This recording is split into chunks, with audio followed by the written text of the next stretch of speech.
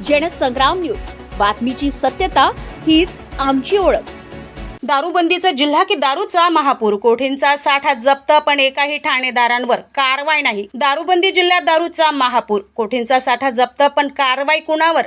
ठाणेदारांवर कारवाई का नाही? दारूबंदीवर प्रशासन गंभीर आहे का? वर्धा जिल्हा अधिकृतपणे दारूबंदी जिल्हा म्हणून घोषित असला तरी प्रत्यक्षात मात्र जिल्ह्यात दारूचा महापूर वाहत असल्याचे चित्र समोर येत आहे। अलीकडेच पोलिसांनी मोठी कारवाई करत कोट्यावधी रुपयांचा अवैध दारूसाठा जप्त केला। शेकडो आरोपींवर गुन्हेही दाखल झाले। मात्र प्रश्न असा उपस्थित होतोय की इतक्या मोठ्या प्रमाणात दारू सापडत असताना एकाही ठाणेदारावर कारवाई का होत नाही? दारूबंदी असलेल्या जिल्ह्यात एवढ्या मोठ्या प्रमाणात दारू तयार होते, साठवली जाते आणि विक्रीही होते, मग स्थानिक पोलीस यंत्रणेला याची माहिती नसते का?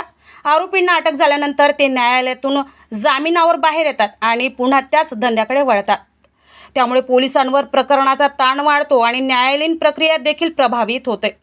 जिल्ह्यातील प्रत्येक गावात पोलीस पाटील असतात आणि त्यांच्याकडे गावातील हालचालींची संपूर्ण माहिती असते। पोलीस स्टेशनमध्ये दरमहा होणाऱ्या बैठकीत ही माहिती पोलीस अधिकाऱ्यांमार्फत पोहोचत असते। ज्या ठाणेदाराच्या हद्दीतील गावात शांतता सुव्यवस्थेची जबाबदारी ठाणेदारांवर असते। त्यामुळे कामात कसूर केल्याप्रकरणी ठाणेदार, बीड जमादार यांच्यावर कारवाई होणे अपेक्षित आहे। मात्र याकडे वरिष्ठांच्या आशीर्वादाने तेरी भी चूप मेरी भी चूप असा प्रकार सर्वत्र सुरू आहे। यात मात्र अनेकांचे संसार उघड्यावर आले, तरुण, विद्यार्थी, मजूर व्यसनाधीन झाले, हे मात्र खरे। दरम्यान प्रशासनाने मनावर घेतले तर दारूबंदी प्रभावीपणे लागू होऊ शकते। मात्र आतापर्यंत दारू विक्री सुरू असल्यामुळे एकाही ठाणेदारावर कारवाई न झाल्याने प्रशासनाच्या भूमिकेवर प्रश्नचिन्ह निर्माण झाले।